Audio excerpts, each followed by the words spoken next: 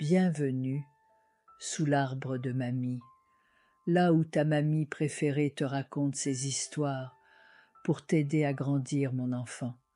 Aujourd'hui, nous allons parler de quelque chose de précieux et de la manière dont on peut le perdre de vue sans même s'en rendre compte. Qui est cette femme que tu croises parfois dans le miroir? Tu la reconnais, bien sûr, c'est ton visage, mais ses yeux ont une lueur que tu ne connais plus tout à fait, une étincelle qui lui appartenait à elle seule. Et tu te demandes où elle est passée.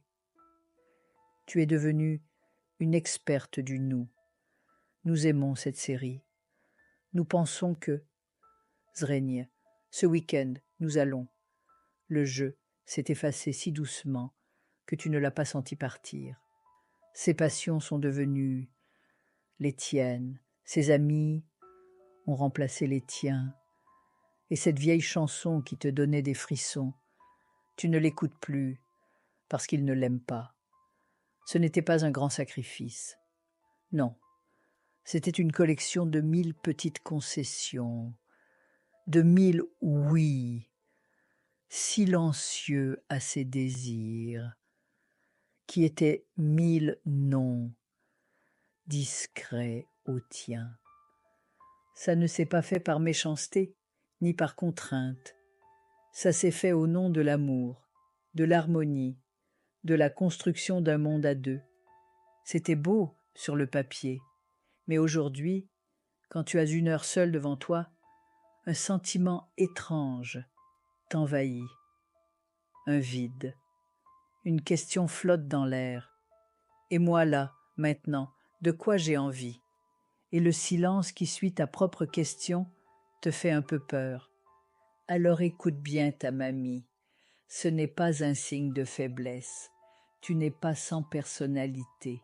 Au contraire, c'est le signe que tu as un cœur immense et une capacité à aimer si grande que tu as cru que pour être aimé, il fallait fusionner.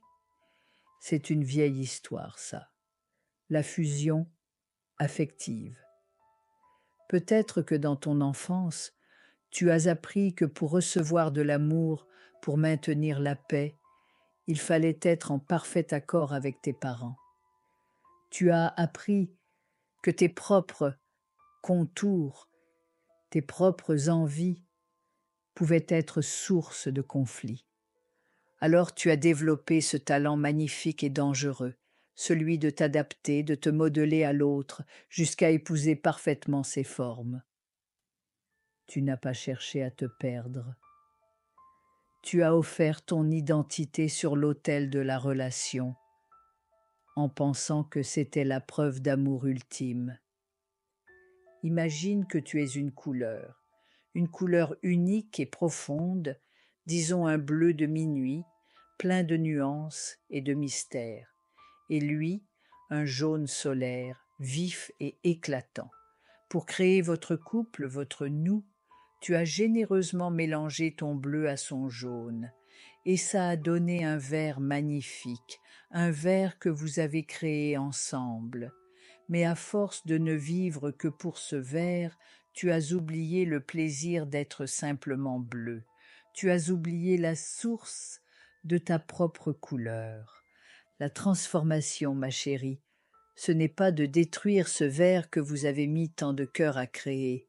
Non, la transformation, c'est de te souvenir que tu possèdes en toi la source inépuisable du bleu.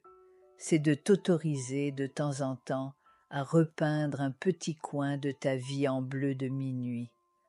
Ça peut être aussi simple que de rappeler cet ami que tu as délaissé, de t'inscrire à ce cours de poterie qui te fait de l'œil depuis des mois, de mettre TS écouteur et de te perdre dans cette chanson qui le fait soupirer, lui, mais qui réveille ton âme à toi. Ce sont de petits actes de reconquête de soi. Et voici la vérité, aussi douce qu'amère. Quand tu t'oublies pour l'autre, Ce n'est pas de l'amour, c'est de la disparition programmée. En recommençant à exister pour toi, tu vas peut-être un peu bousculer l'équilibre qu'il connaissait. C'est un risque. Mais le risque de ne pas le faire est bien plus grand, celui de te réveiller un jour et de réaliser que tu es devenue une étrangère pour la personne la plus importante de ta vie, toi-même. Le véritable amour ne demande jamais ta disparition. Il célèbre ta présence entière, avec toutes tes couleurs. Si tu as déjà senti des parties de toi s'estomper pour faire plaisir à l'autre, dis-moi en commentaire quelle est la première petite touche de thé à couleur que tu vas remettre dans ta vie. Ton geste, même minuscule, sera un phare pour d'autres qui cherchent à se retrouver. C'était la leçon du jour. Je te dis à très vite, mon petit trésor. Sous l'arbre de mamie, là où les vérités prennent racine.